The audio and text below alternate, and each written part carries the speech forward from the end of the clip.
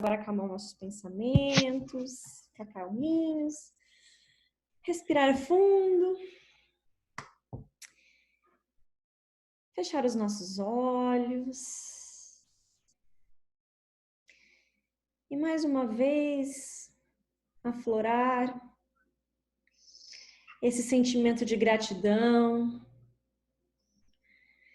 esse sentimento aqui de amizade e da oportunidade que nós temos mais uma vez de estarmos aqui todos reunidos, nos envolvendo nessa energia dos amigos que aqui nos visitam, na casa de cada um aqui presente, para nos orientar, nos fortalecer, aprender também. Agradecer ao nosso Pai Celestial e ao nosso amado Mestre Jesus, sempre, sempre pela oportunidade do dia, da vida, de estarmos reunidos. E sempre lembrar daqueles que não puderam estar aqui de alguma forma. Lembrar também que no meio deste privilégio, existem muitas pessoas neste momento que sofrem, que se sentem desamparadas, angustiadas, desesperadas, tristes, pelo motivo presente ou por qualquer outro motivo. Vamos levar o pensamento para todas essas pessoas do planeta, a todos que trabalham incessantemente pelo bem, a todos que trabalham na frente de desenvolver essa vacina, a todos que trabalham cuidando dos pacientes por este vírus ou por qualquer outro problema ou doença. Vamos sempre levar o nosso amor, o nosso coração, o nosso entendimento e que possamos ser luzinhas neste momento para todos que estão em volta, da nossos familiares, vizinhos, bairros, cidade e onde pudermos alcançar com as nossas orações. Que assim seja. Graças a Deus. Bom, pessoal, é o seguinte. Bom, vou fazer o share aqui da minha tela. Vocês me avisam se estão vendo. Estão vendo aí? Sim, tá. Tá bom. Bom, vamos lá. O tema da palestra de hoje,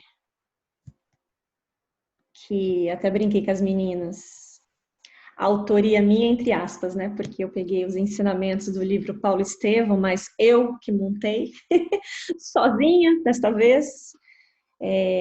Palestra não, né? Eu não sou palestrante. A nossa conversa aqui de hoje, vamos colocar assim, de uma forma mais simples.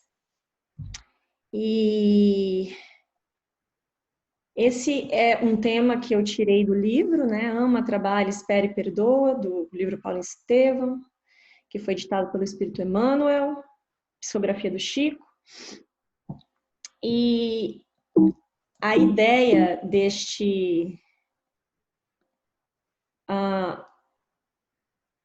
dessa explanação de hoje à noite, ela não é para falar sobre o livro, tá? Para quem não leu, fiquem tranquilos, que eu não vou dar nenhum spoiler aqui, não vou contar o final da história, mesmo que provavelmente todos já saibam, né, da história de Saulo de Tarso. Mas quando eu montei essa ideia, né, dessa explanação de hoje, eu queria tentar fazer uma ponte, conciliar os ensinamentos da vida de Saulo de Tarso com os nossos dias atuais. Trazer os ensinamentos do que ele passou, da vida dele, para a nossa vida, né? E muitas vezes, né, quando lemos sobre espíritos missionários, nós temos, geralmente nós nos distanciamos por acharmos que, e sim, ele era, né, no caso, né, um espírito missionário, mas por achar que somos muito diferentes ainda. E lendo este livro, é uma opinião, né, própria, eu percebi que ele era muito gente como a gente, pelo menos na primeira parte da vida dele. E ele passou por muitas dificuldades, como também nós passamos, dúvidas e incertezas, todas as más tendências, né, que ele descreve no livro, que ele não, né, que o Emmanuel descreve no livro sobre a vida dele, enfim. Então, eu quero deixar claro que a ideia de hoje é correlacionar alguns ensinamentos da vida dele com os dias de hoje, não é para falar do livro, né? Então, seria mais ou menos isso que eu gostaria de passar hoje. Então, vai ser mais um bate-papo. Seria mais ou menos isso. Mas para que possamos entender, né? Para que possamos entender um pouquinho sobre essa ponte da vida de Saulo de Tarso para as nossas vidas, é importante entender um pouquinho sobre a vida dele. Então, vou fazer um breve resumo aqui, que provavelmente a maioria de vocês já conhece. Então, Saulo de Tarso, depois Paulo de Tarso, né, é considerado pelos historiadores e religiosos também, né, a maioria dos historiadores que estudam, né, essa parte bíblica dos evangelhos e da vida, né, de todos que lideraram, expandiram o cristianismo da forma que conhecemos hoje. Então, ele é considerado um dos maiores, se não o maior, líder do cristianismo antigo, né? Muitos historiadores falam também que provavelmente nós não teríamos o acesso aos evangelhos como temos hoje se não fosse muito pelo trabalho de Paulo de Tarso, né? E, sem sombra de dúvidas, eu posso falar aqui, quem conhece a história dele, coragem. Né? Muita coragem. É o que eu tiro muito por lição, né? Do que ele fez naquela época para que possamos hoje ter o que temos. E também, mesmo para quem não conhece muito sobre religião ou Bíblia, alguma coisa do tipo, ele é o autor das famosas 3 epístolas, né? Ou carta aos Coríntios, carta aos Romanos, carta aos Apóstolos e por aí vai. Então ele é muito famoso por isso, porque numa época, né, que não existia avião, e o deslocamento geográfico era um pouquinho complicado, mesmo assim ele o fez, né, muito bem.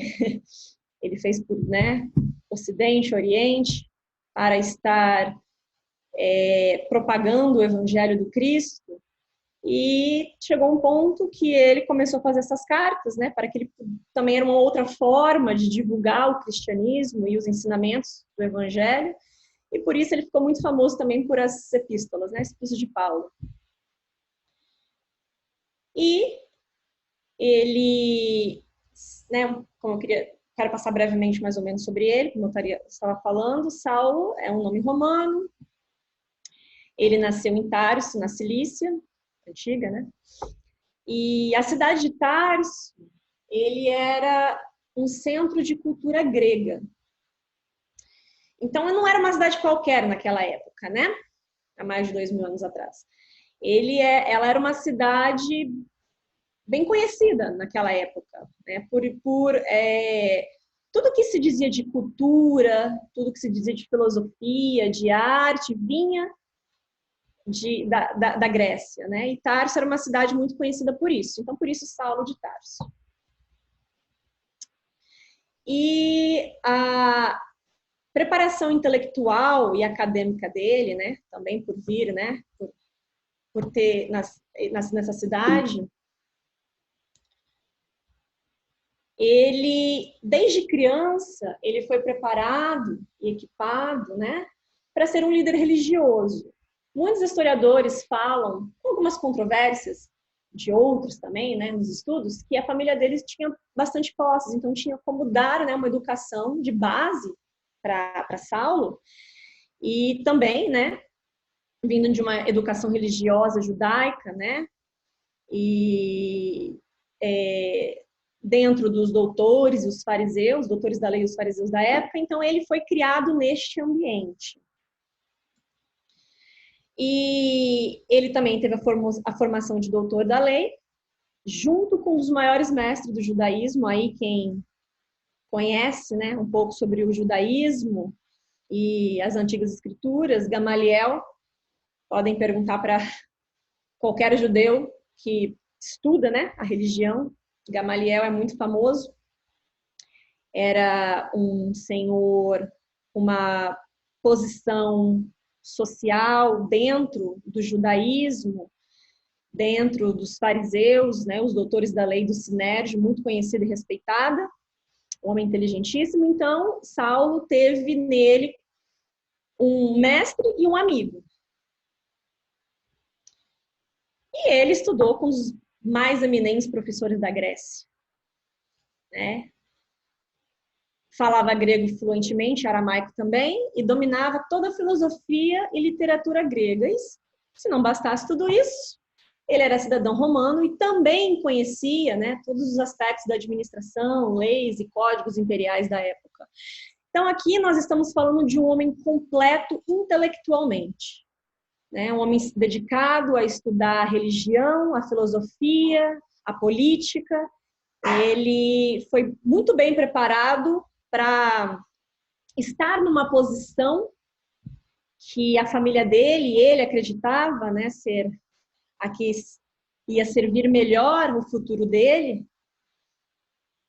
Então, aqui nós começamos a entender que ele era um homem de elevado intelecto, né, e zeloso dos partidos dos fariseus, que era um grupo, né, do judaísmo, dos judeus, junto com os doutores da lei, que eram aqueles grupos que sabiam ler, escrever, mais instruídos. E nisso, eram as pessoas que ditavam as leis segundo as leis de Moisés, como eles interpretavam. É mais ou menos assim, os mais fortes administrando os mais fracos, para entenderem nas palavras de hoje. E ele era um dos maiores defensores das leis de Moisés, sobre a luz dos fariseus doutores da lei, né? Tudo aquilo que eles interpretavam, então, ele acreditava piamente, porque naquela época não era uma opção dentro, né, do mundo hebreu, do judaísmo, escolher a religião que quisesse. Era lei. Ou você partia daquele pensamento e vivia conforme o Sinédrio mandava, que eram os tribunais da época, né? Ou você era condenado, preso, morto. Então, não era como nós temos a opção hoje de escolher a religião, ou não ter uma religião, ou a filosofia, ou no que acreditar, né? Naquela época, era um pouquinho mais complicado. E eles seguiam piamente, né, as leis. E eles implementavam também, né, rigidamente as leis. E Saulo nada mais era que tinha uma religiosidade institucional, fundada em cargos. As escrituras antigas, né, que dentro do livro a gente compreende bem quando o Estevão, também conhecedor muito das escrituras antigas, das leis de Moisés, interpreta com um outro olhar, né, o grupo dos fariseus, os doutores da lei, interpretavam ao bem prazer. Aquilo que eles achavam de certo, tinha que empregar e acabou. E Saulo de Tarso era um conhecedor nato dessas leis. Então aqui, mais uma vez, se nós transportarmos para os dias de hoje, nós temos muitas pessoas, né, que estudiosas, intelectualmente, né, uma intelectualidade elevada. E o que precisa para nós, como seres humanos, aumentar o nosso intelecto?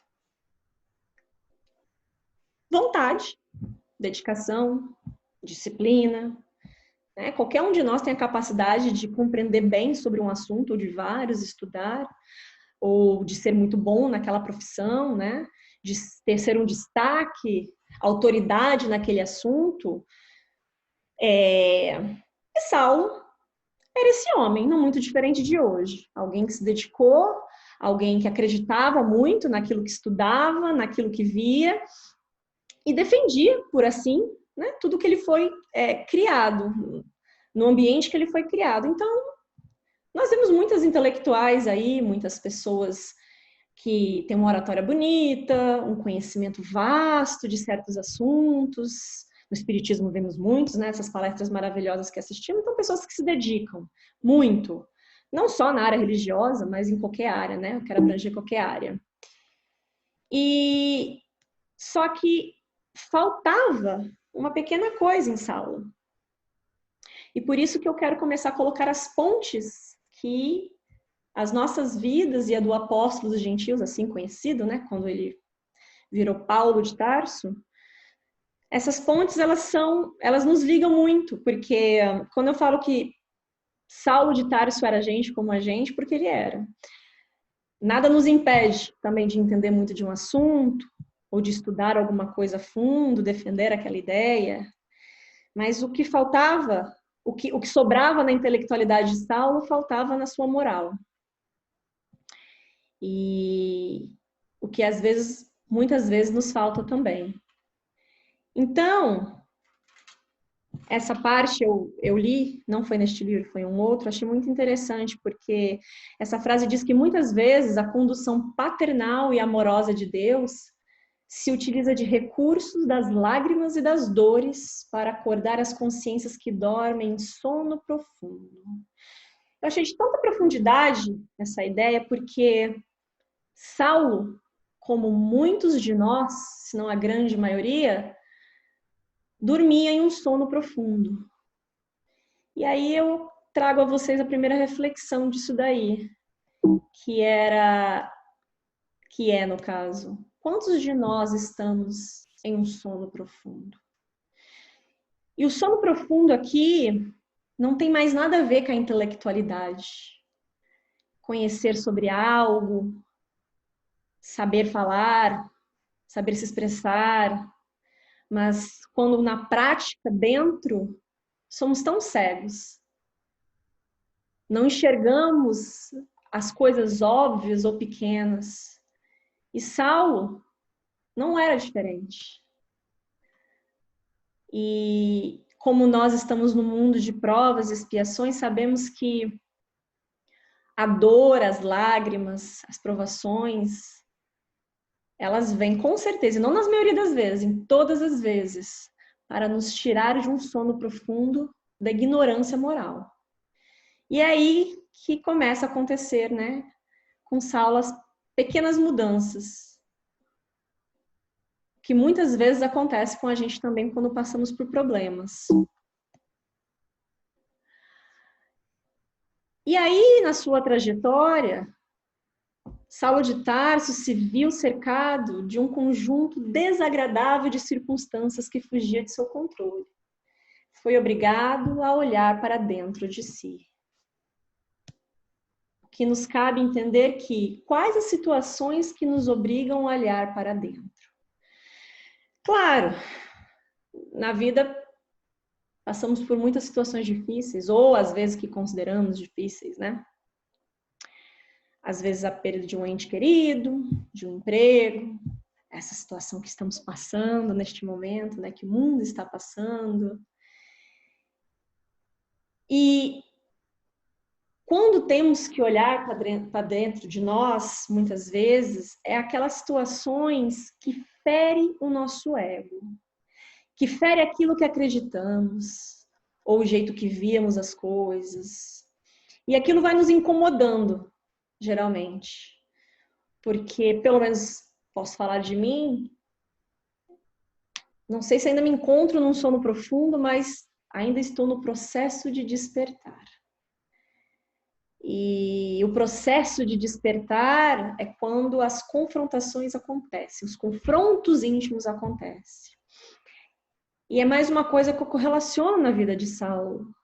Quando as situações que ele se encontrava e tudo aquilo que ele acreditava começou muito a incomodar ele, mas nós temos uma coisa chamada orgulho. E é um véu, não, é uma barreira muito grande. Para cada um de nós que cultivamos isso, por menor que seja, que nos cega, mesmo quando as evidências são tão claras.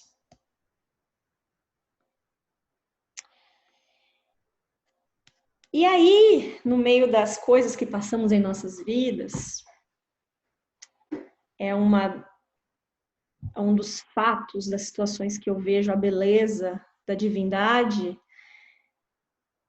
é os ensinamentos que as pessoas em volta nos trazem. Porque nós não nascemos sozinhos, podemos morrer sozinhos, mas não nascemos sozinhos, né? E de alguma forma, nós estamos ou inseridos no seio de uma família, seja ela de sangue ou não, ou em amigos, ou colegas de trabalho, de alguma forma nos relacionamos com outras pessoas por anos, por meses, passageiros, dias, mas de alguma forma nos relacionamos. E Saulo teve as pessoas na vida dele, teve várias, na verdade, né? Quem lê o livro vai saber. Mas duas pessoas que se destacam na vida dele. A primeira é Abigail, que era noiva dele, e Estevão, que era irmã de Abigail, mas que até então ele não sabia. E Saulo, na sua posição social conhecida, homem de bem, bens materiais, eu digo, homem com bens materiais, respeitado, rígido, viu em Abigail uma coisa diferente da que ele não tinha. Abigail não era rica, não era intelectualmente desenvolvida como ele era, simples, mas de uma moral extremamente elevada, de um coração puro, de um coração caridoso, de palavras doces, tranquila. E toda vez que Saulo se encontrava com ela, ele descrevia a calma que ela trazia para o coração dele no meio daqueles turbilhões que ele vivia, que a sociedade cobrava, e as posições que ele tinha que tomar sobre aquilo que ele acreditava. E Estevão, que quando Saulo teve o conhecimento, né, da Casa do Caminho, que era a igreja de Simão Pedro, e sabia que estavam começando a divulgar os ensinamentos do Nazareno, daquele carpinteiro, mas que ele até então não dava muito crédito, mas, né, como uma posição que ele tinha de zelar pelo bem das leis, ele foi assistir uma palestra de Estevão, vamos assim dizer, uma explanação do Evangelho de Estevão, e ele se deparou com um homem simples, em traje simples, e que falava tão bem sobre as Escrituras, tanto quanto ele, porém com uma visão diferente. E aquilo incomodou demais Saulo.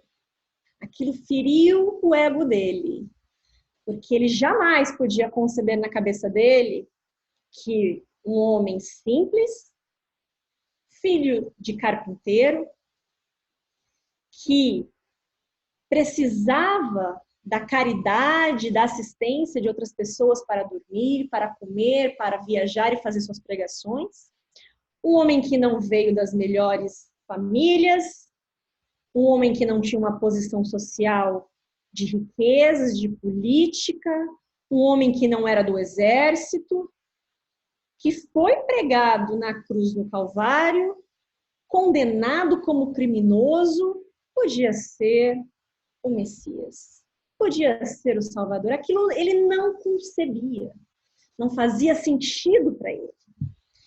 E aí, homem de ego elevado e orgulho ferrenho, começou a se incomodar realmente com essa situação. Mas ele teve a oportunidade das pessoas, desde o começo, desde Gamaliel até Abigail, Estevão e muitos outros que vieram depois, para o despertar. E aí eu transporto isso para as nossas vidas. Quem são as pessoas que estão ao nosso redor e que proporcionam grandes ensinamentos e que muitas vezes nós não queremos enxergar porque partilham de ideias diferentes, ou daquilo que nós não gostamos de ouvir, ou daquilo que nós não gostamos de entrar no assunto, ou daquilo que nos ferem intimamente. Mas são pessoas que nos amam, que nos querem bem. ou que muitas vezes não tem aquela escolaridade que nós temos, ou que desconhece de fatos que conhecemos, mas que sempre tem uma palavra amiga, desde os nossos familiares até certos desconhecidos. E que muitas vezes passam batidos na nossa vida e que não conseguimos, naquele momento, tirar aquelas lições. É mais uma reflexão que esses ensinamentos nos trazem. Quem são essas pessoas? Né? Cada um aqui pode agora refletir, pensar. Aquelas pessoas que há muitos anos atrás, olha, que surgiram na nossa vida, ou que não estão mais entre nós, ou que ainda estão, ou que agora começamos a reconhecer. Porque tudo aquilo que vai contra, ou que ainda estamos no processo de aprendizado, é difícil aceitar. Porque ainda temos muitas barreiras a transpor, e uma delas é o orgulho. E nisso tudo, Saulo, que conhecido como um dos maiores propagadores do cristianismo, também é conhecido como o maior perseguidor de cristãos naquela época. Só que, com todas as suas falhas morais, com todas as barreiras que ele colocou diante dos olhos dele, do orgulho, do ego, do egoísmo, ele matou e foi o mandante de centenas e centenas e centenas de mortes. Ele foi o causador de um êxodo em Israel. Foi o causador do êxodo. Ele fez muitas famílias irem embora dos locais. Todas essas famílias que começaram a simpatizar com a doutrina do Cristo, ele mandava matar, mandava caçar. Porque era inconcebível alguém ou uma população dos hebreus pensarem diferente. Era a lei de Moisés e pronto. Quem pensasse diferente ia sofrer as consequências. Mas Cristo viu nele alguém digno de grandes esperanças. Olha só, uma pessoa com tantos defeitos morais, Jesus enxergou nele alguém com potencial. E aí vem uma outra pergunta. Uma pessoa que perseguiu tanto, tanto, e que foi o mandante de tantos desencarnes, e Jesus mesmo assim enxergava nele um potencial, eu transporto isso novamente para as nossas vidas. O que estamos perseguindo? E por quê? Quantas vezes, né, estamos num caminho que acreditamos certo, porque aquilo é cômodo, aquilo nos alimenta o ego, aquilo nos faz bem para o nosso orgulho. E apontamos, julgamos, não entendemos, não compreendemos. E claro que eu poderia dar exemplo, né? Aí, grandes de pessoas ao longo da história que perseguiram de alguma forma pessoas ou uma ideia e fizeram mal para tantas outras, mas a ideia aqui é colocar nós, que não somos famosos, que não somos espíritos missionários, mas o que perseguimos em nossas vidas? E que aquela velha frase, dar murro em pontas de faca, mas que nós tentamos, porque aquilo é e acabou. E não queremos enxergar diferente. Será que Jesus também não nos vê como um grande potencial de mudança? Porque pelo menos nessa vida a gente não está perseguindo cristão, né? Pelo menos eu nasci cristão, pelo menos nessa vida, acreditando em Cristo. Vamos colocar para esta vida, não para as outras. Mas o que ainda nós estamos perseguindo de errado? E por que nós estamos?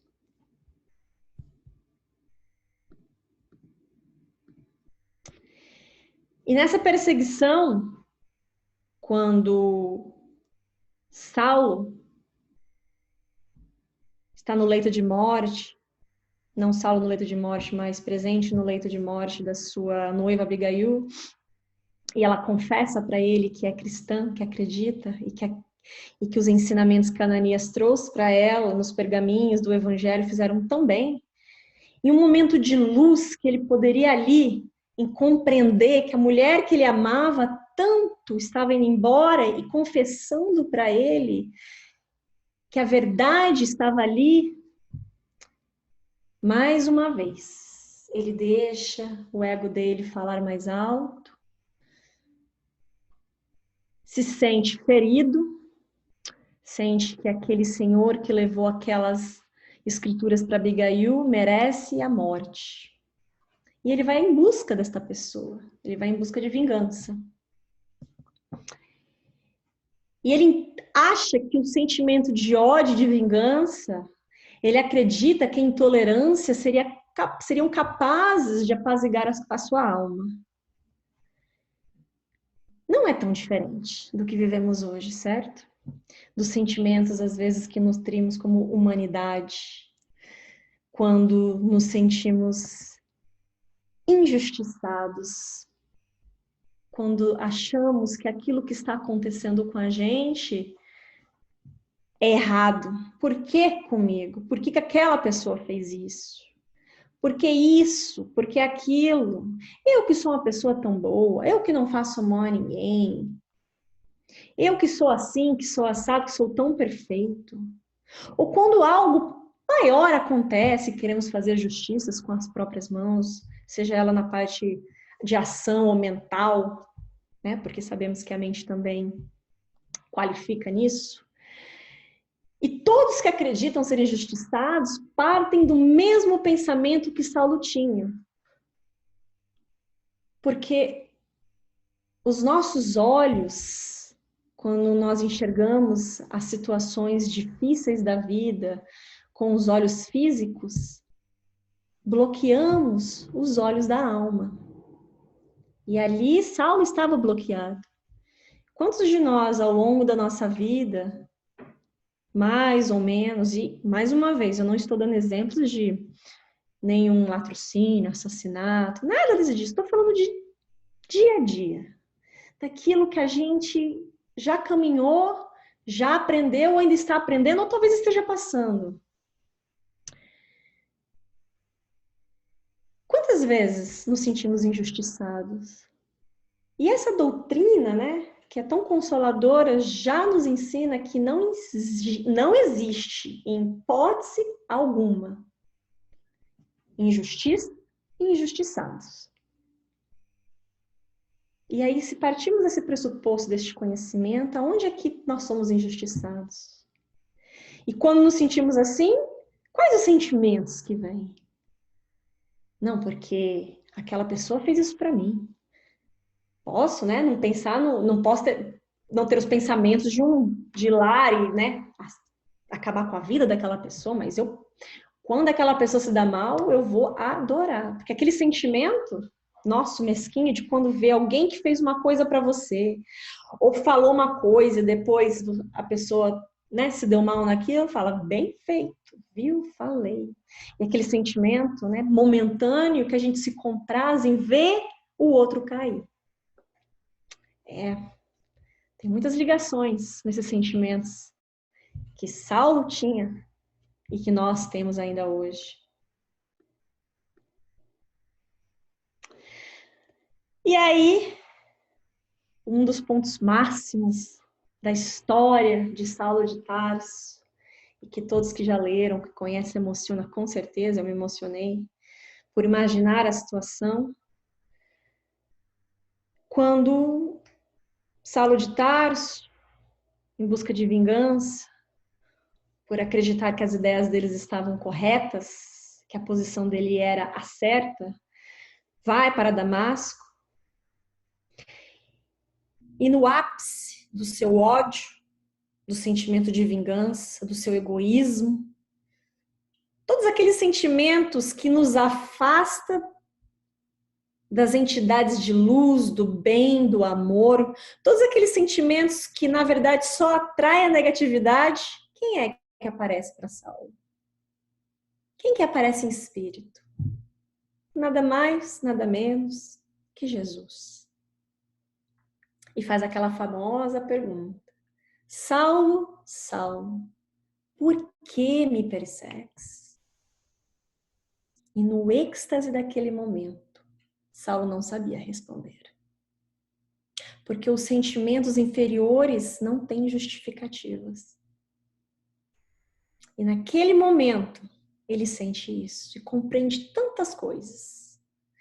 Mas, aí a gente pode parar e pensar assim: eu não sou um espírito missionário e provavelmente eu não vou ver Jesus. Não nessa vida. O que eu estou fazendo aqui? Saulo teve ajudinha aí, né? Quem que apareceu para Saulo? Jesus. Simplesmente o espírito mais puro que já passou por essa terra encarnado.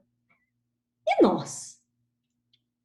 Será que precisamos realmente ver a figura?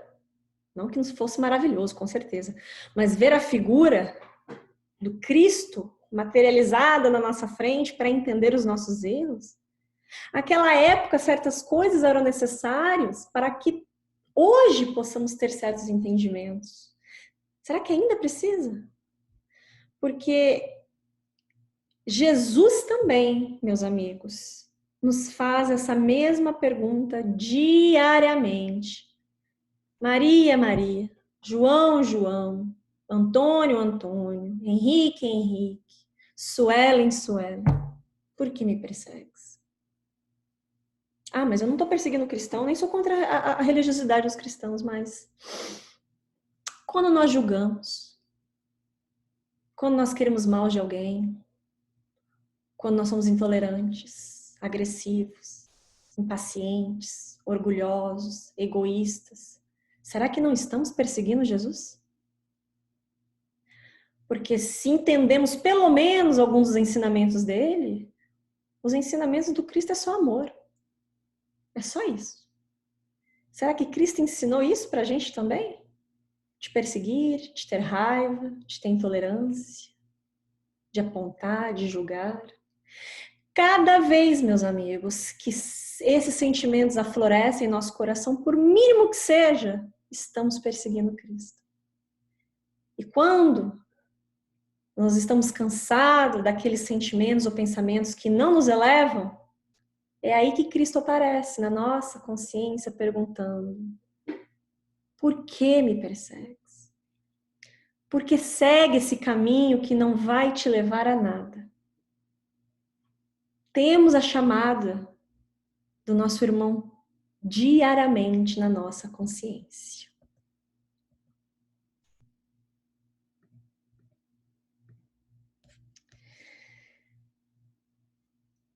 E mesmo que estejamos em um processo do despertar, como eu acredito que estamos, ou espero. Uma vez, eu lembro de uma história que aconteceu comigo. Essa moça chegou para mim e me perguntou assim. Ela falou: então é o seguinte, para me entender, ela me perguntou.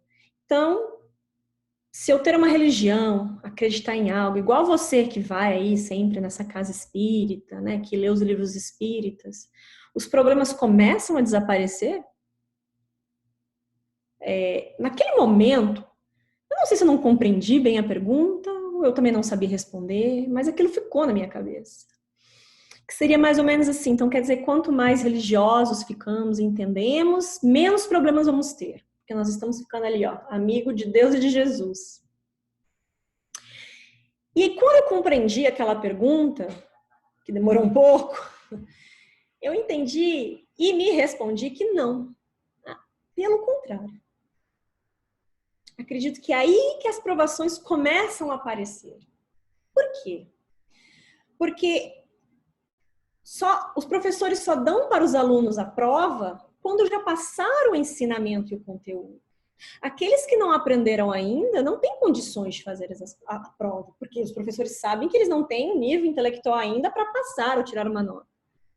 Com nós, seres humanos aqui encarnados na Terra, o mesmo se dá. Então, quando começamos a adquirir certos conhecimentos, é aí que começamos a ter as provas em relação àquilo.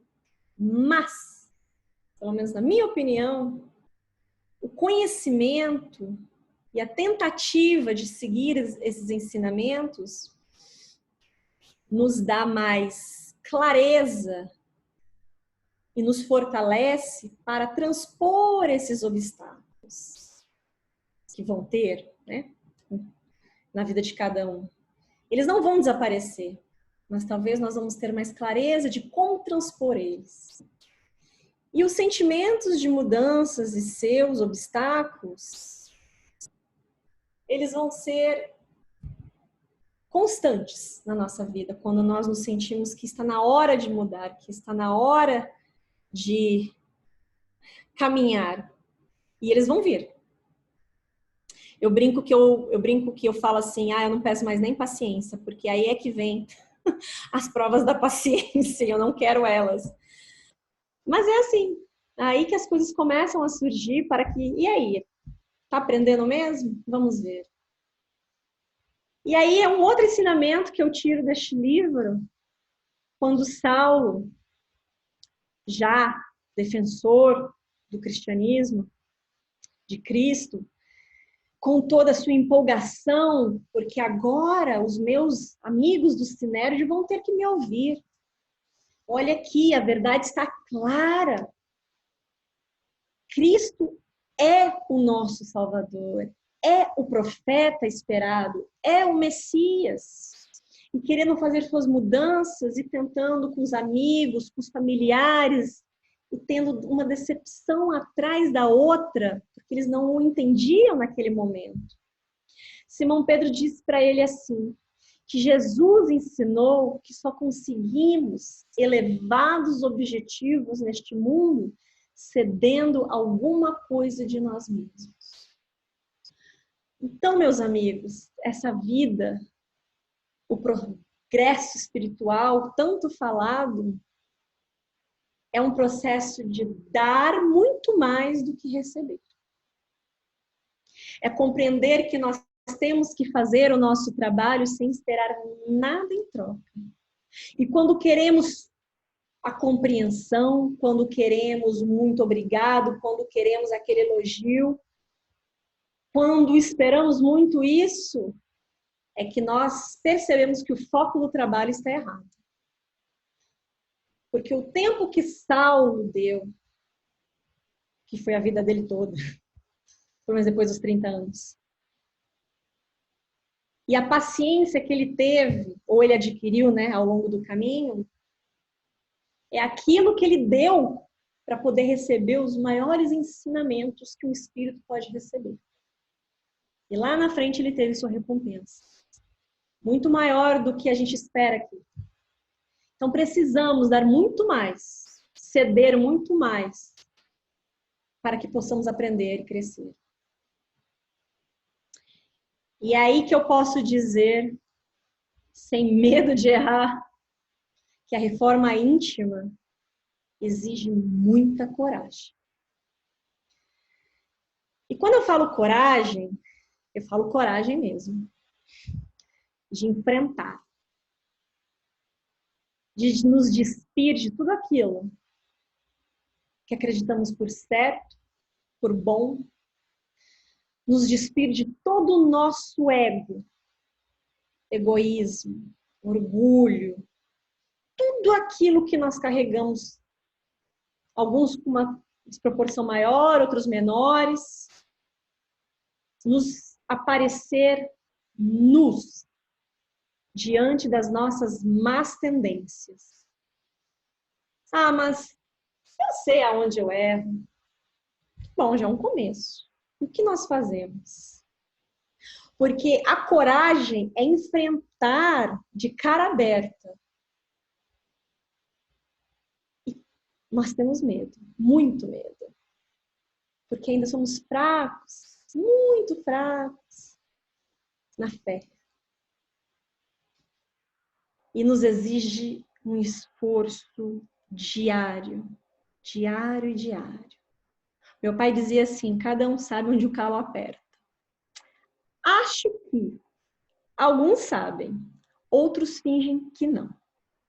Porque é melhor, entre aspas, né? E mais fácil viver na comodidade dos sentimentos. Porque saber que nós temos que sair da zona da preguiça e mudar enfrentar o mundo ali fora, porque não é o nosso maior inimigo somos nós mesmos, mas além de nos enfrentar, nós vamos ter que enfrentar os outros. E isso exige coragem. E foi aí que mais um ensinamento que a vida de Saulo nos traz. A coragem de sair daquele ponto que ele foi criado para terminar com a outra visão completamente diferente de mundo.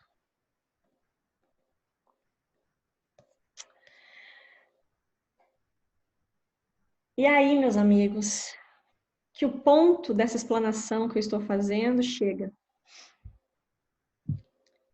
Quando eu cheguei na parte desse ensinamento, da história de Saulo, que depois já tinha virado Paulo de Tarso, foi tão profunda, e por isso que explanar sobre um livro de tamanha beleza de ensinamentos não me cabe, nem tenho ainda gabarito para isso, mas por isso que eu tirei algumas partes que eu gostaria de correlacionar com a vida que nós levamos hoje em dia. E é uma beleza tão grande, no meu ponto de vista. Confesso para vocês, vou fazer uma confissão aqui. Cada um tem um gosto literário. Dentro da literatura espírita, os romances em geral não são o meu ponto forte. Eu geralmente pulo eles. Eu gosto de livros que explanam mais a área da ciência e da pesquisa. E sim, alguns romances que explanam essas áreas também, mas geralmente eu não leio tantos os romances. E este eu vou levar para a vida. Quem não leu, leia. E quem leu, releia. Porque são ensinamentos que a gente vai levar para a eternidade. Paulo Estevam é um livro que mudou muito. Não que eu não já sabia, mas compreendi o tanto ainda que não aplico certos ensinamentos. E mais uma vez, nessa parte deste ensinamento que eu vou colocar aqui para vocês do livro, da vida de Saulo, é onde e eu acho que vocês vão se ver também, é quando nós temos momentos difíceis. Porque no desespero de Paulo, quando ele se encontrava, quando ele sabia que muito ainda estava por vir e pouco ele tinha feito ainda, e na verdade ele tinha feito um desserviço para a sociedade até então, com as atitudes que ele tinha. E quando ele cai em si, e ele quer fazer, mas tem medo, tem insegurança. Como nós temos também, quando sentimos que alguma coisa tem que mudar. Ou será que isso está certo? Será que eu estou magoando alguém? Será que eu estou ferindo alguém? Será que eu estou fazendo a melhor coisa para mim, para minha família, para meus filhos, para o marido, para minha esposa, para os meus amigos? Será que eu estou fazendo a melhor coisa para mim? Se eu estou, como fazer? Todas essas questões que nós nos abordamos diariamente, né? Ou quando nos vemos numa situação que são os obstáculos, né, da vida, Paulo não foi diferente. Então, para melhorar e viver e aceitar os obstáculos da vida, aí foi que neste desespero para encontrar o que fazer, ele tem a visão em sonho, recebe em sonho a sua noiva, Abigail, que, né, já estava desencarnada, e ela veio para ensinar, eu acho que o ponto-chave de muita coisa na nossa vida, talvez as principais.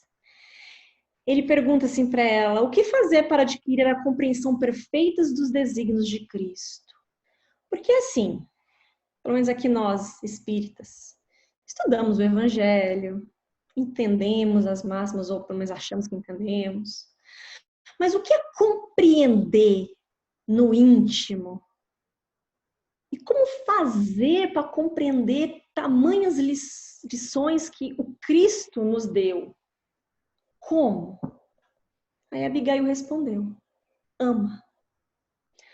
Ame condicionalmente. Ama como se não houvesse amanhã. Ama sem julgar.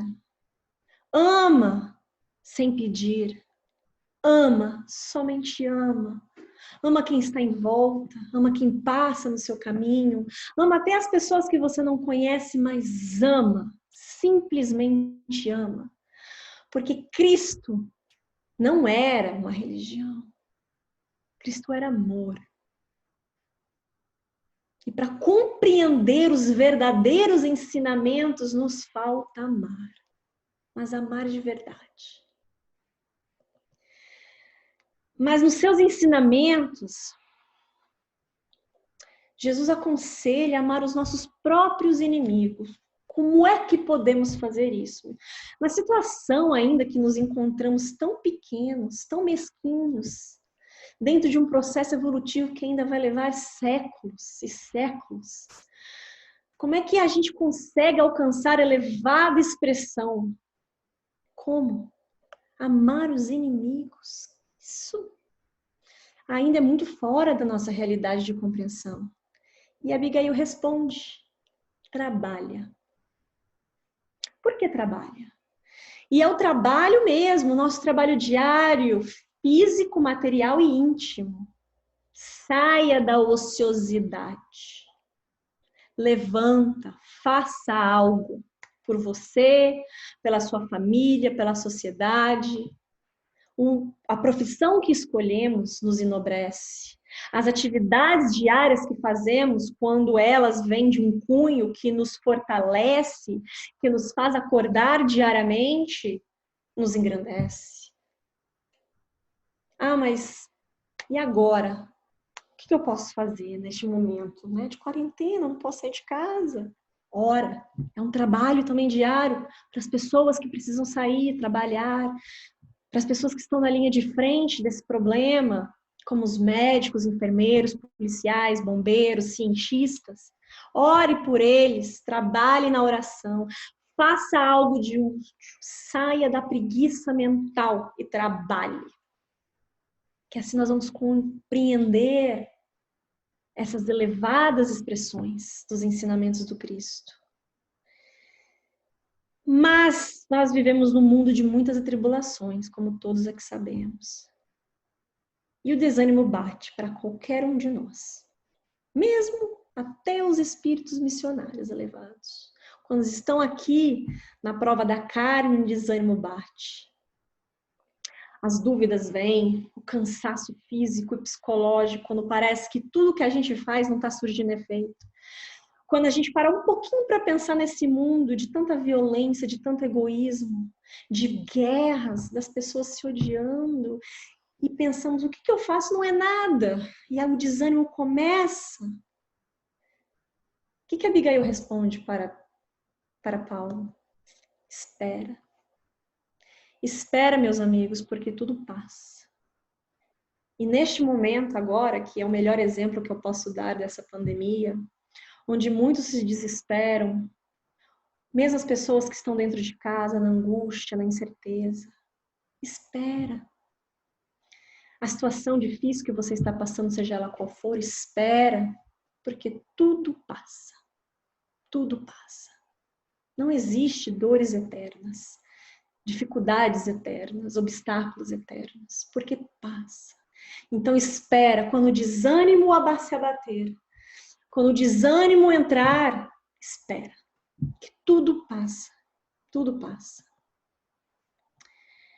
E aí, compreendendo que é indispensável amar, trabalhar, esperar, mas tem uma coisa ainda que nós temos que enfrentar, e é com a gente mesmo, não é nem com os outros. Paulo pergunta, como conciliar as grandes lições do Evangelho com a indiferença dos homens? Naquela época, ele sofria a rejeição pelo povo da própria raça, por ele estar propagando uma ideia diferente da qual eles não acreditavam, não aceitavam. E nós? Quantas vezes deixamos de fazer algo porque temos medo do julgamento do outro? Porque temos medo de ofender alguém, daquela pessoa que a gente gosta olhar com você com olhos diferentes?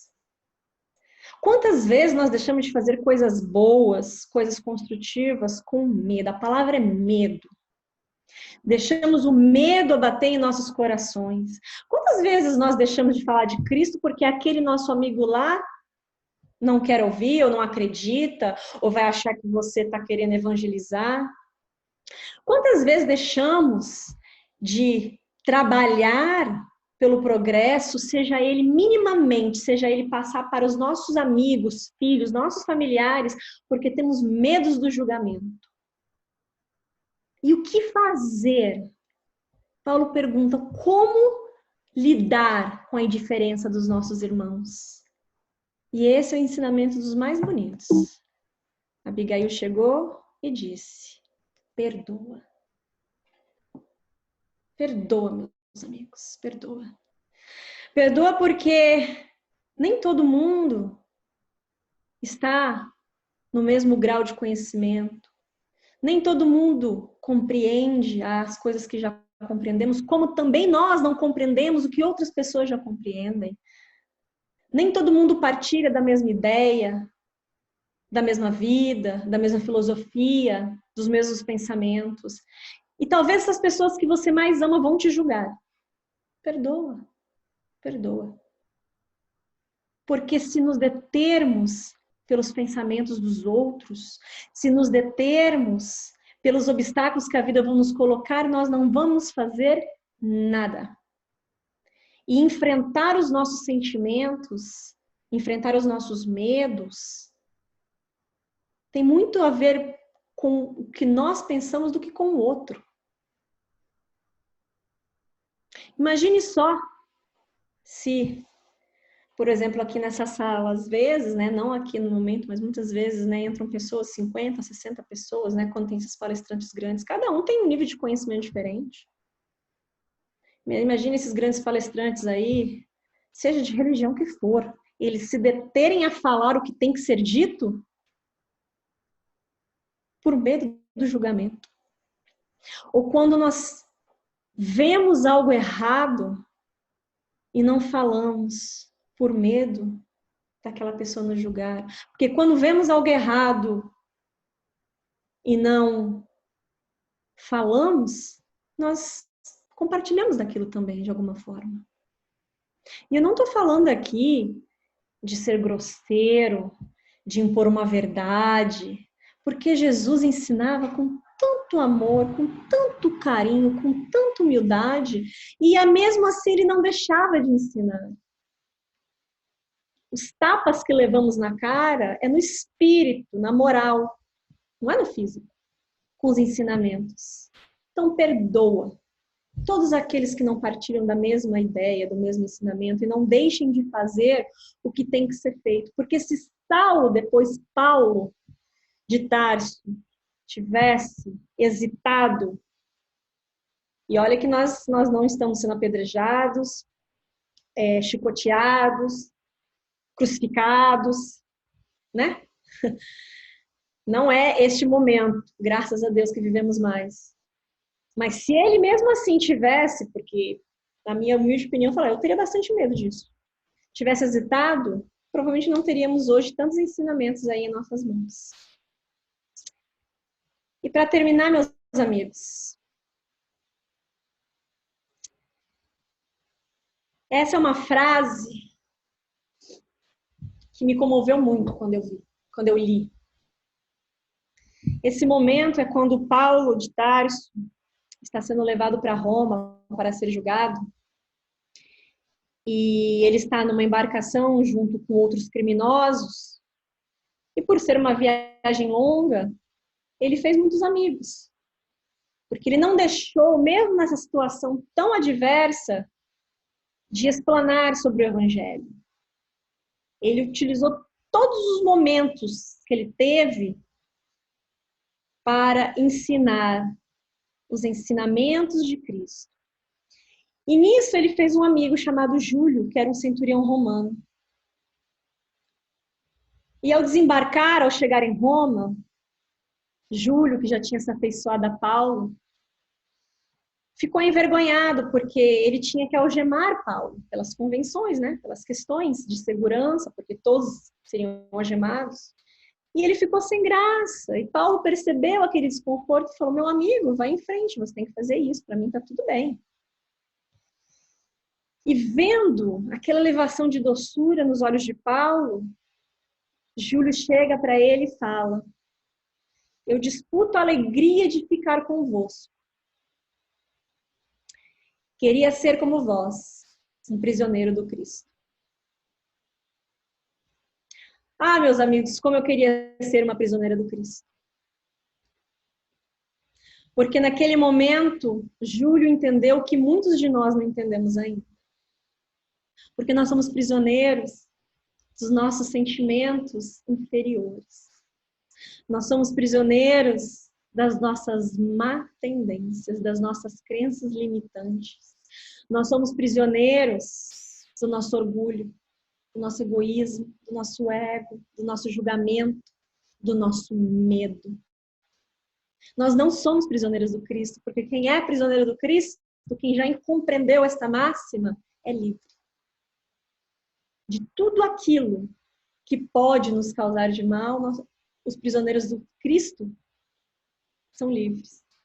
E Júlio, esse centurião romano, em poucos dias de convivência com Paulo, compreendeu que o prisioneiro era ele, e não era Paulo. E é isso, meus amigos.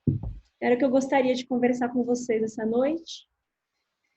Espero ter passado um pouquinho dessa ideia que me comoveu muito nos ensinamentos da vida de Saulo, que a minha tentativa aqui era correlacionar o máximo possível, né,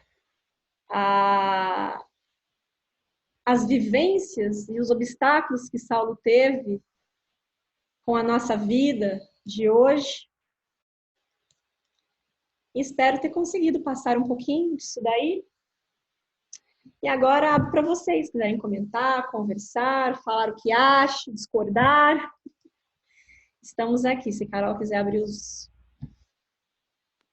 microfones, estamos à disposição. Ai, Su, primeiro, obrigada. Obrigada por essa palestra tão linda que, bom, me emocionei em vários momentos aqui. Realmente essa frase de Abigail, eu lembro que quando eu estava ouvindo ela, eu voltei várias vezes para ouvir de novo. Eu falei assim, nossa, eu não entendi nada ainda. Quanto tempo será que eu vou demorar para entender isso? E uma das coisas que você fala e que me chamou muita atenção e que correlaciona muito com o nosso comportamento hoje é que por muito pouco, falo por mim, tá? E creio que a maioria aqui, por muito pouco a gente se ofende, né? A gente está sempre com as armas para nos defender, sejam armas através das palavras, que são as mais duras, ou através das nossas atitudes, né?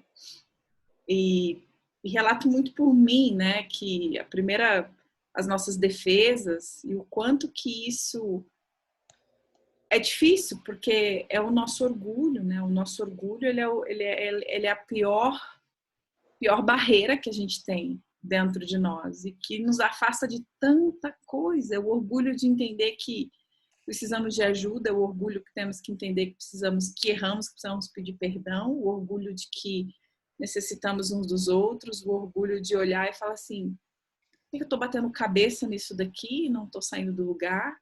E por que eu tenho que ficar dando faísca, né? Quando alguém que te ama muito, às vezes está vendo que você está ali e às vezes vem com todo amor, com todo carinho para te dar um apoio, para te dar uma palavra, fala assim, olha, eu acho que, tipo, tenta de uma outra forma, ou então essa pessoa já até passou pela experiência, quer compartilhar, aí a gente já ataca, né? Já acha que é orgulho. Eu demorei muito tempo para entender muito disso, que isso era orgulho, né? Pelo menos para mim, assim, que entendo e percebo essas rejeições que a gente sente de atacar os outros e quantas ofensas Paulo levou, né? Então esse livro é um livro que, tipo assim,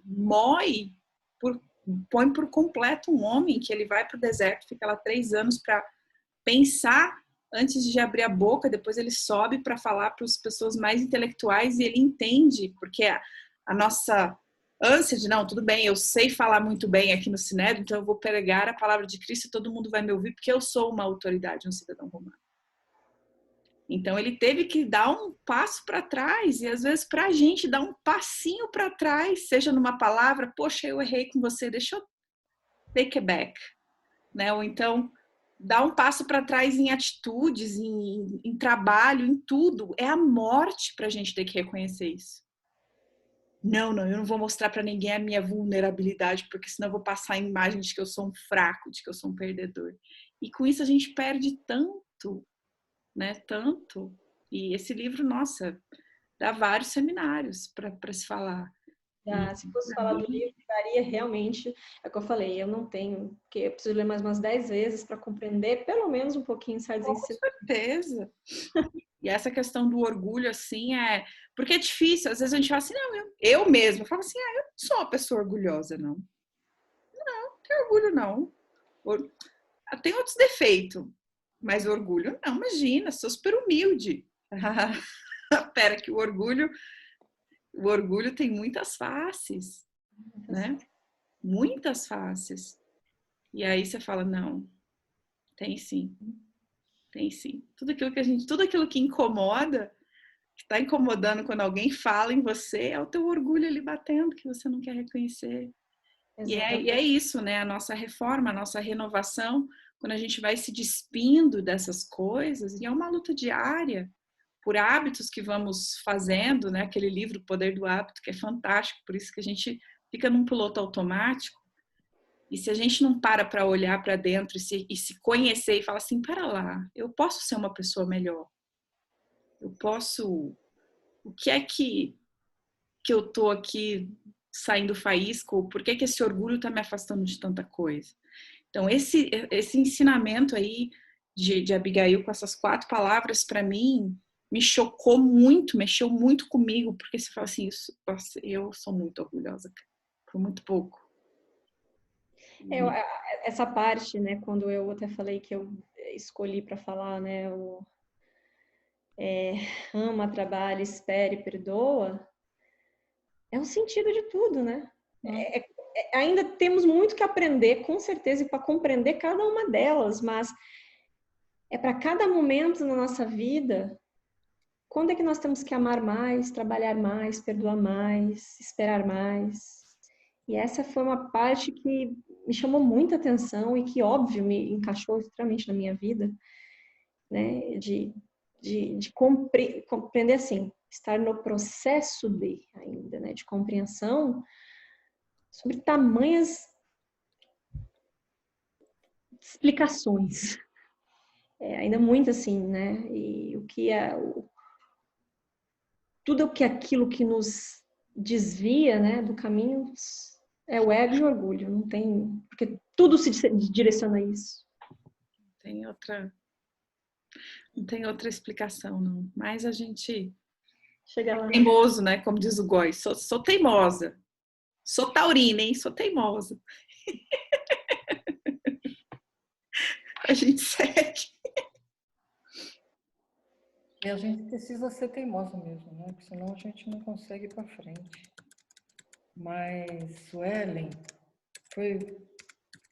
foi maravilhoso, viu? A sua palestra nos fez ir em tantos lugares, dentro de nós mesmos, viu? Muito obrigada. Acho que você foi muito inspirada, viu? Muito obrigada mesmo. Eu só, enquanto você falava, mais agora no final, inclusive, veio essa frase de Júlio, eu não conhecia, está no livro? Tá no livro. Então eu não preciso reler de novo, né? Preciso reler. Tem muita coisa ali que se fosse para falar aqui, ó, de frases maravilhosas. E olha que eu já li 2 vezes, hein? Não me lembro disso aí. Bom, tem uma coisa também que Paulo diz, que enquanto você falava, eu lembrei dessa frase, que essa me pegou bastante fundo. Mas olha o sentimento que ela nos traz, e é incrível como me veio de novo o mesmo sentimento de anos atrás. Paulo disse o seguinte, Paulo falou assim, não sou mais, não sou eu mais quem vive, mas o Cristo que vive em mim. Uhum. Gente, isso aí dá uma coisa, pelo menos dentro de mim, deu um negócio assim, eu falei, como? Como que eu vou deixar o Cristo viver a minha vida, sabe? E é a mesma coisa que eu senti agora de novo. Eu preciso ser eu preciso, né? Eu preciso seguir minha vida, eu preciso aprender. Puxa, olha como eu estou longe de deixar o Cristo viver em mim, né? E nós precisamos estudar isso. Essa frase dá uma palestra, né? De Um 2 seminário. horas, de um seminário, sei lá, né? Porque olha o que essa frase nos faz sentir, né? Viver não sou mais eu quem vive, mas o Cristo que vive em mim. Gente, é se deixar levar pelo Cristo, é se deixar pensar como Cristo, é agir como Cristo, né? E como a gente tem medo disso? É tudo isso que você falou na palestra. Nós temos medo. O que o outro vai pensar? Eu tenho que abandonar tudo para o Cristo viver, né? Para ele viver a minha vida dentro de mim. Na verdade, é eu viver a vida do Cristo. Né? Será que eu tenho que deixar tudo? Gente, é muito pano para manga, né? Inclusive para sentir o que isso traz para a gente, né? Não, o Cristo nunca pediu para que a gente abandonasse nada. Ele só pediu que a gente amasse, né? Exatamente. Então, sabe, deixar o Cristo viver em nós, viver a nossa vida, é que a gente somente ame. Foi o que ele pediu, né? Gente, mas vem tanta coisa na cabeça, tanta coisa, que no início a gente se sente mal. Como é que eu vou deixar o outro, mesmo sendo Cristo, viver a minha vida, né? É esse sentimento mesmo. É um sentimento, é inacreditável. Isso eu sentia tantos anos atrás, e lembrando agora, eu sentia a mesma coisa, meu Deus, eu estou ainda no começo, né? Eu ainda estou. Bom, é isso. Vamos ouvindo mais e mais, quem sabe, e lembrando mais e mais, né? Exatamente. Sentindo, estudando Jesus para conhecê-lo melhor, para que a gente possa realmente vivê-lo, né? Porque não, É o controle que a gente acha que tem, né, Verinha, das coisas. Exatamente, o E aí controle. a gente quer controlar. Hoje eu ri tanto com a minha irmã, falei, ai, gente, olha, é cômico se não for. Seria, como é que é o ditado? Cômico se fosse verdade. Trágico se não fosse cômico. Isso aí. Cômico se não fosse trágico. Exato. Ela falou assim, Carol, estava ouvindo aqui uma palestra de um cara e ele falou assim, que a gente é cheio dos checklists, né? Inclusive do controle. Aí eu, fala mais, achei interessante. Ela falou assim, por quê? Se aquela pessoa, principalmente que está do nosso lado, que a gente convive muito mais, se ela não age de acordo com aquilo do jeitinho que a gente gosta, a gente tem que apontar o dedo e criticar. Não entra no nosso checklist de tá ok, tá dentro do meu padrão de aceitação, de minha vontade. Então, a gente precisa ficar revendo esses checklists, porque o checklist nosso está bem equivocado. E o meu está muito grande nessa quarentena. Eu acho que eu fui aumentando a rigidez do meu checklist e não estou percebendo que eu preciso amar as pessoas, ao invés de ficar criticando elas. Falei, cara... E é interessante você pensar que cada um faz aquilo dentro daquilo que ele sabe fazer. Exato. Né? Só para vocês terem uma ideia, me veio uma lembrança agora, mas uma coisa muito boba, é um exemplo, mas muito bobo. Teve uma época em que os meus eram bem pequenos e ainda, eu não sei se é a Júlia ou a Bianca que usava fralda ainda, tão pequenininha, o bicho gosta de lembrar. O meu irmão mais novo, ele foi estudar na cidade que a gente morava, né, que era Bauru. E ele ficou com a gente, né, um tempo. Ele ia fazer um curso para prestar um exame. Então, ele ficou lá um tempo estudando, né, para fazer o concurso. E aí, ele queria ajudar em casa, queria facilitar a minha vida. Aí, ele começou a ajudar a pendurar fralda no varal. Olha isso. E eu chegava lá e falava, não é assim que pendura fralda no varal, né? Aí eu ia lá, punha do meu jeito, né? Passava outro dia, ele não entendia nada. Sinceramente, não é da alçada dele, né? Mas olha, depois a gente riu tanto, né? Aí no dia seguinte, a mesma coisa, né? Aí eu fui lá de novo, ele falou, tá, você quer que eu estique bem para você não passar, né? Então é assim, e põe o prendedor assim direitinho e tal, né? Ele deu risada, né? Gente, e eu fui falando com ele, até que ele se encheu, né? Tinha que ser do meu jeito, não do jeito dele, sabe? E ia ser do mesmo jeito, ele ia dobrar, ia pôr lá no cantinho para passar, eu ia passar. Não, tinha que ser do meu jeito, não é do jeito dele. Então, sabe, isso aí é uma coisa muito pequena, né? Um exemplo muito pequeno, mas é isso aí. Tem que ser do meu jeito. É o controle. É o controle. Aí a gente quer controlar o jeito até que a pessoa come, o jeito que a pessoa fala, o jeito que a pessoa... Isso é horrível, isso é horrível. É verdade. Mas eu estando da minha irmã hoje falando que o checklist dela só crescia. Eu falei, oh, meu Deus do céu. Ela, mas a minha ficha caiu hoje, Carol, eu vou diminuir esse checklist. Temos que fazer isso. A gente vai assim até aprender, né? Que o jeito do outro não tá errado, só não é do jeito que a gente quer. Que cada um vai fazer do jeito que acha que tá certo e vai continuar. E a gente deve respeitar e ser humilde de aceitar que o outro também tá aprendendo, né? Exatamente. E foi isso que Saulo aprendeu. Quando ele achou que tinha descoberto a vida, quer dizer, que ele tinha até então, ele queria lá falar para os amigos dele do Sinerg, olha, gente, isso aqui é verdade, vocês têm que acreditar e acabou, vocês entendeu? E ele teve uma grande decepção, primeiro com os amigos de infância, depois com todos aqueles que ele aprendeu de taxar ele de louco, né, de blasfêmia, até com o pai dele. O próprio pai não quis entender ou não entendeu. Então, imagine, não é... mas a minha ideia é essa, mas às vezes as pessoas não estão preparadas para compreender ou não querem, e tudo bem.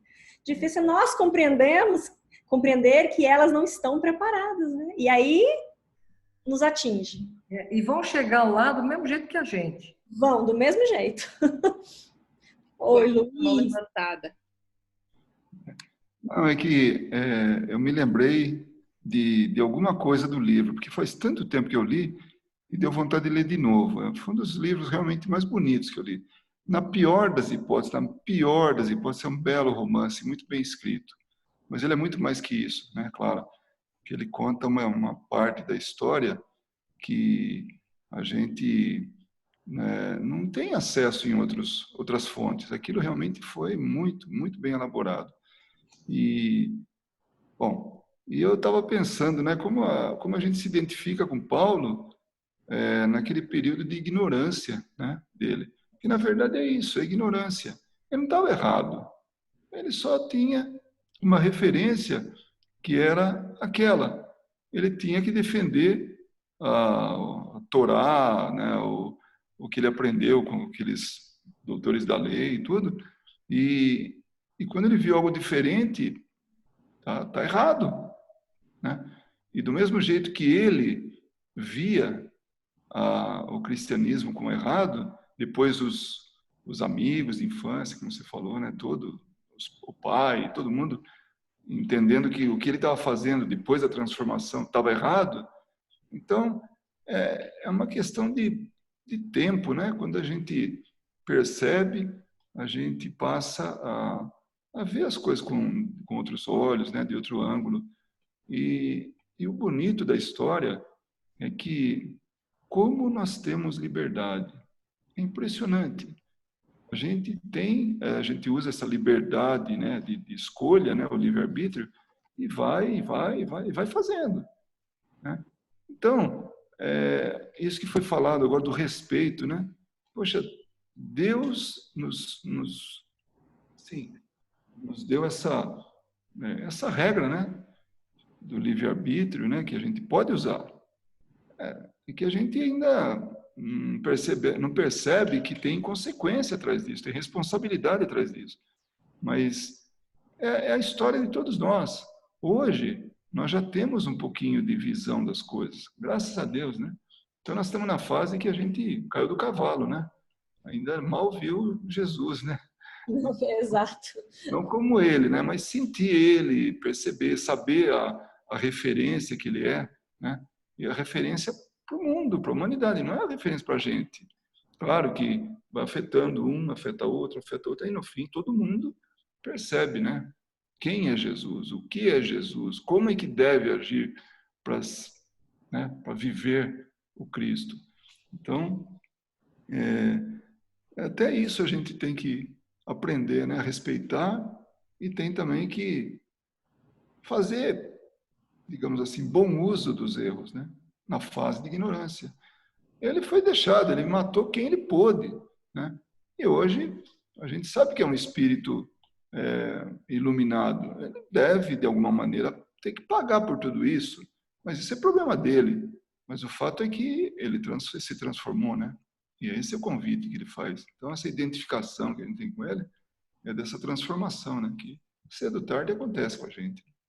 Lembrando que o amor cobre a multidão dos pecados. Né? Exatamente.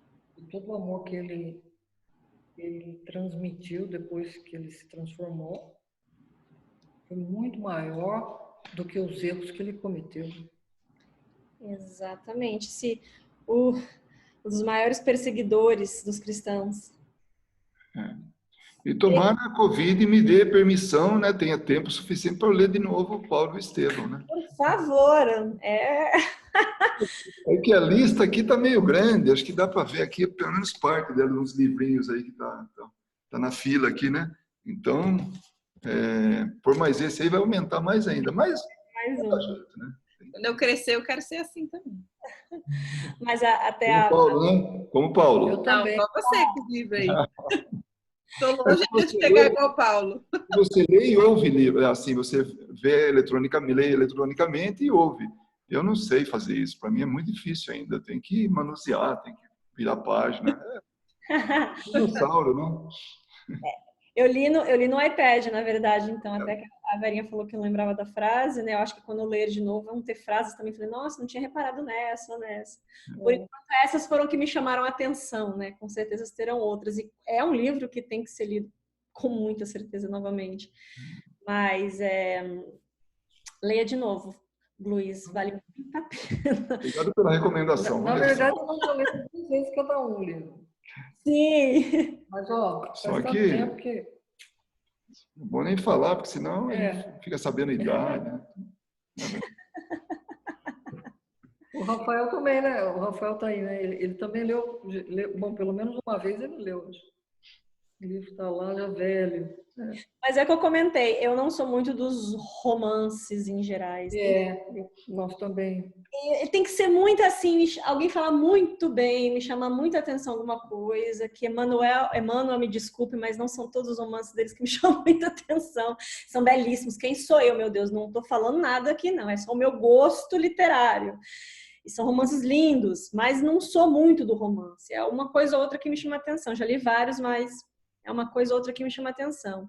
E como, né, tínhamos que ler lá nos nossos estudos, na Casa Espírita, eu falei, bom, então vamos, né, já que tem que ler. E é um romance que eu, assim, era cada capítulo uma coisa assim que entrava em mim, me dava um sentimento que eu só pensava assim, meu Deus, que ignorância minha da incompreensão das coisas.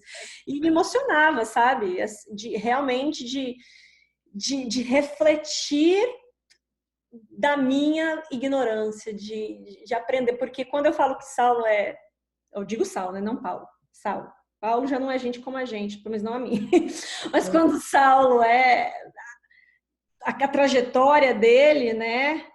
Quantos, né, que a gente não pode se ver nessa situação de hoje em dia, ou a gente mesmo, enfim, e ele, nossa senhora, bateu tanta cabeça, tanta cabeça, tanta cabeça, aí veio Cristo, se materializa, meu filho, entendeu? Meu filho, para que esse sofrimento, para que isso? E aí eu penso, olha, Cristo não vai aparecer aqui em casa, sabe? Aqui na Silverado Ranch, aqui, né, no 1096, acho que não vai descer que fala assim, Suelen, para com isso, acho que não vai acontecer.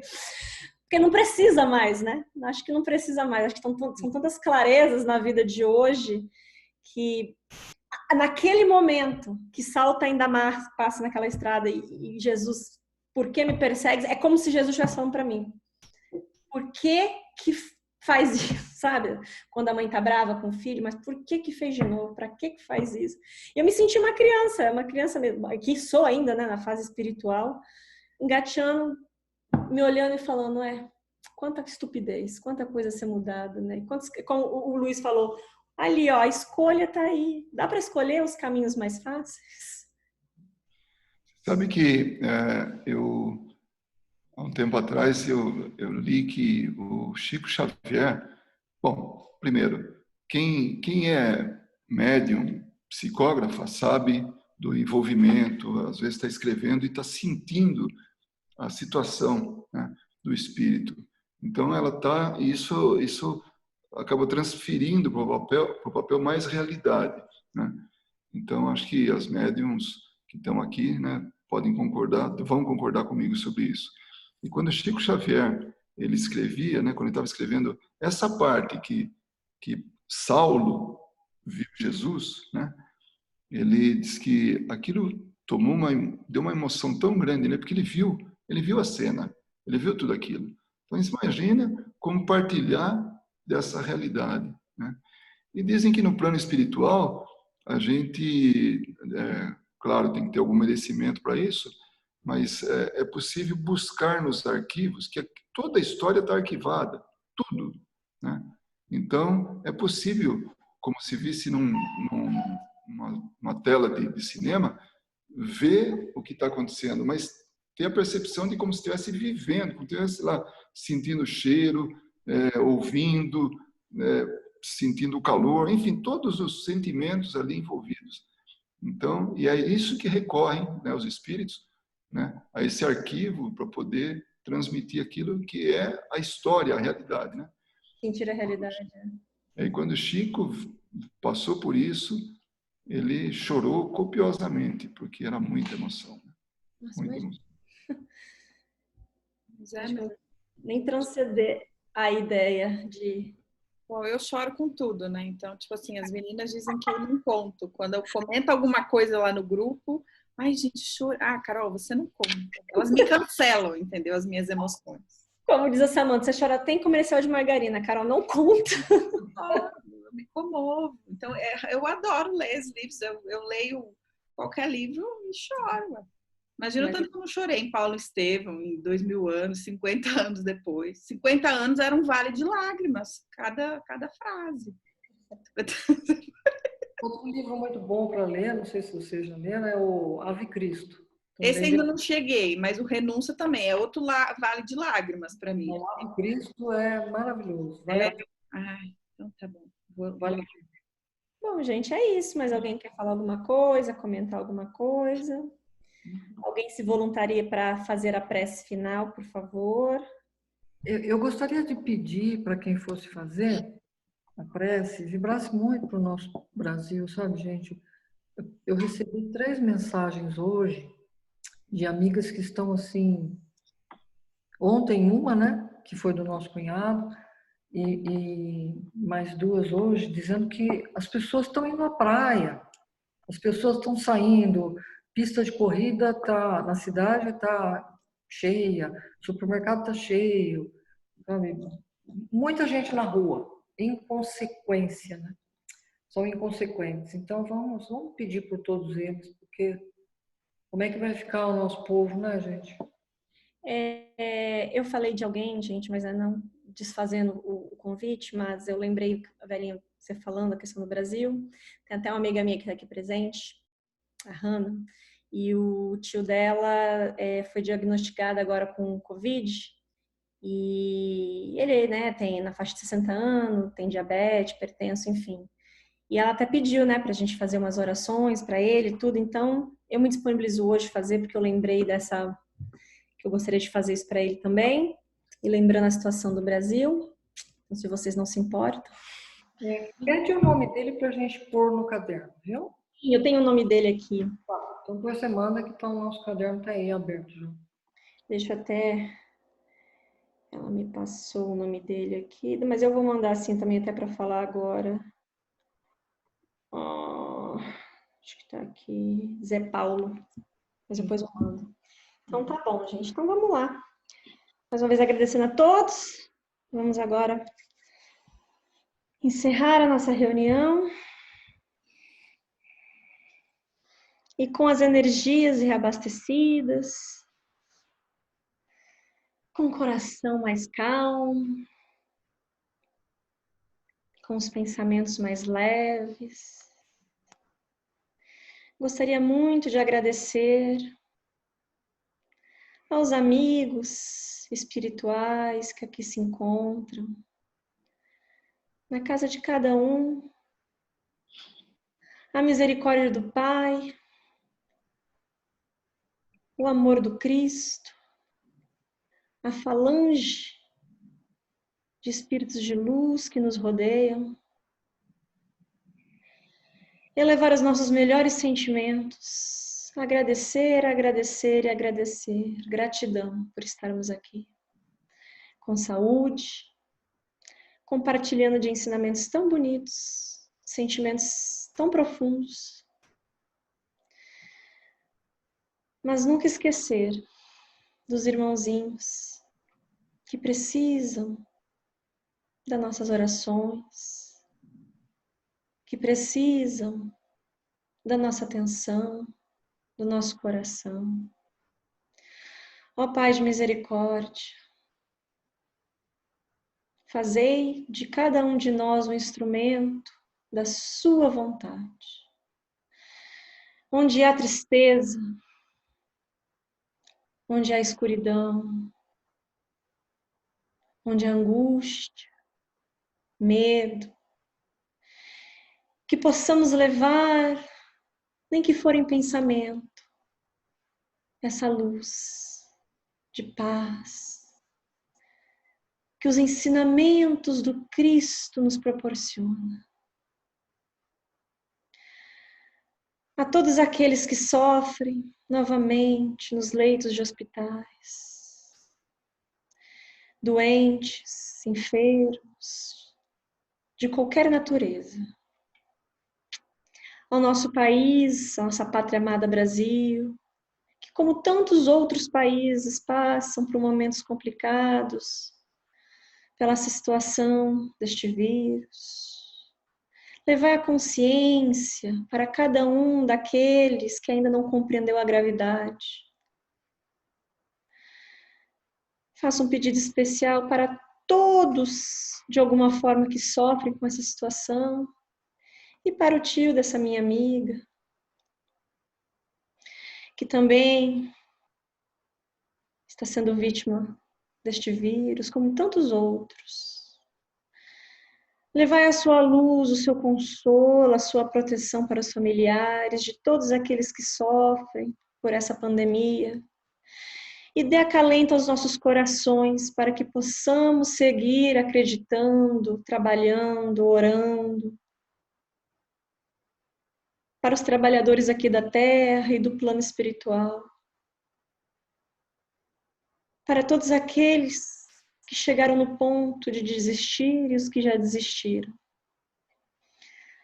Leve sua misericórdia, Pai, o seu consolo, o seu amparo.